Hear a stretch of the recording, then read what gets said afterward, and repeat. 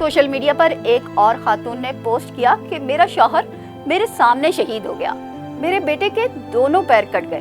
वो लिखती हैं कि मैंने अपने हिजाब से उसके पैर बांधे और उसे 4 किलोमीटर तक उठा कर ले गई, लेकिन फिर भी उसे बचा ना सकी और वो शहीद हो गया। मैं जो कर सकती थी वो कर चुकी, यहाँ तक कि मेरा हिजाब इन इंसानियत के अलम बरदारों से ज्यादा कारआमद साबित हुआ।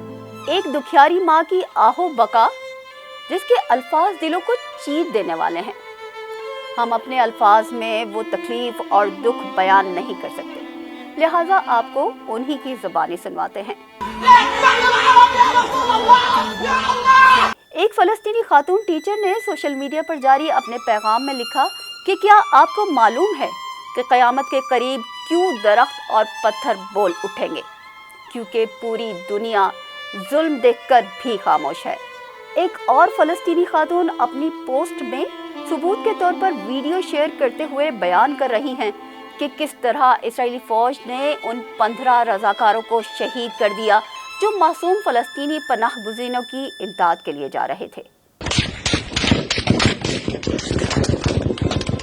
कुछ फ़लस्तीनियों ने अपने आखिरी पैगाम सोशल मीडिया पर पोस्ट किए हैं जो तेज़ी से सोशल मीडिया पर वायरल हो रहे हैं।